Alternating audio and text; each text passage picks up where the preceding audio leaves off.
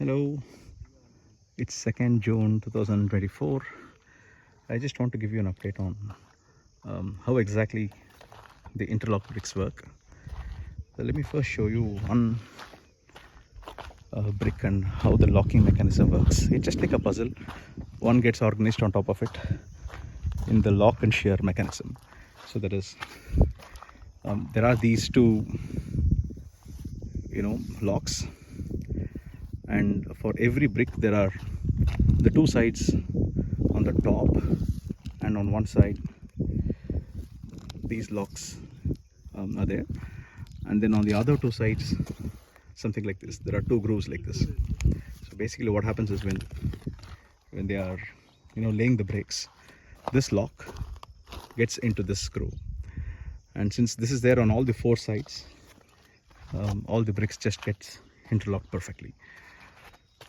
Therefore there's no need for mortar or any plastering work right now, and that I think is one of the main advantages of using interlock bricks. It saves time, certainly, and in my case, since we don't have a lot of water, as you see here, we are buying in water tankers. Water supply is very limited at the moment. We don't have power or borewell yet, so because of that we decided to do interlock bricks so that we could avoid plastering and curing and labor and other work. Seems to be okay. Let me give you a feedback after a few months, how it is looking. Is it as good as a typical solid block with a proper plastering? It looks good though. It looks very promising. Let's take a look at one of the walls which they're constructing. By the way, before they started constructing the walls, they had to make sure with the water tube level the basement is properly leveled, and for that, since our paya, that is the basement, was not perfectly leveled, they had to lay some concrete a little thicker here, and slowly thickness was reduced on the other side, just so that the level becomes perfect. So all sides they had to do that first, and then with the help of a spirit level and a water tube level, they are ensuring that every brick that is laid is perfectly aligned. This is how it looks, and we are planning to do these walls up to the lintel level as initially, and then once we finish the lintel, by the way, we're planning a through lintel which will run across all the windows and doors and all the walls. Once that is done, then we will raise it up all the way to 10 feet.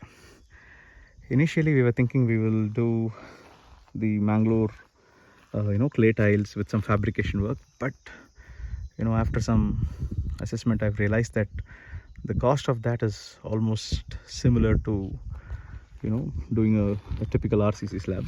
So we've decided to go the RCC slab now. So this will be a clear 10 feet height with all load bearing walls. There are no pillars, and we'll do a roof slab on top of it. So let's have a look at how exactly it is done. So all these bricks are inverted, and before they are laid, with the help of a brush, they clean this just so that the grooves are clean and it can lock perfectly. And obviously the sides are looking a little rough, like some of these edges are broken, but I believe they can be fixed at the time of finishing. So after all the work is done, with the help of an emery paper, we'll have to smoothen the walls a little bit, and then maybe apply some kind of a paste to fix these broken edges. And obviously we also need to fill these gaps with help of some pointing process. Like there'll be a paste, we'll need to apply it. I believe any typical painter can do. So I'll keep you posted on the progress as we get to that stage. I just want to give you this quick update. Let us also see how they're actually laying it. So this cement mortar, with the help of spirit levels, like I told you, they clean it and then lay it inverted.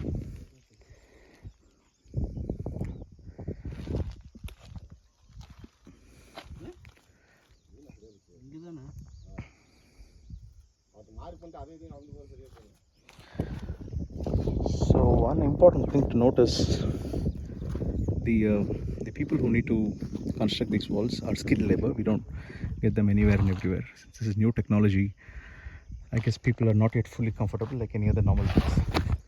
So we have to get some people from Coimbatore, which is my hometown, These bricks cost about 55 rupees per brick till my farm gate. Like these have come from Kerala. Actually at the manufacturing plant it's about 35, but the transportation cost is at least 80% of the brick cost itself. These bricks are also available locally, but somehow I don't like the quality of it. The mud bricks are either too fragile or the color is not good. Alternatively, we could do a concrete, or maybe the bricks made with fly ash that is available. They're also costing almost similar, like around 40 rupees per brick. But anyhow, we thought we'll go with Kerala, and there's another friend of mine who purchased from the same location. He had very good experience. So we said, okay, we'll pay the transportation cost and then get it from Kerala. And for constructing these walls, the labor cost, the skilled labor cost is 9 rupees per brick. Once again, very expensive. But I think we have no other option. Like, these are the right people for the job, and I think they will be able to finish all the walls up to plinth height in about 3 days. They started yesterday, so yesterday, today and tomorrow is all that they need. Let's have a quick look at how he's doing here. One on top of the other. Initially he's using a hammer to get it to the right level.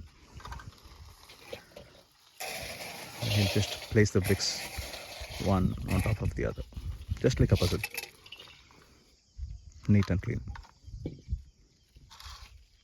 That's the spirit level. There you go.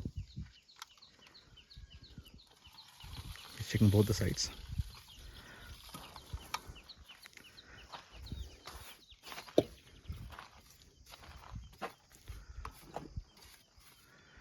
Once the bottom layer is done, they do the top layers very easily. Just the bottom layer takes time, otherwise it's pretty fast.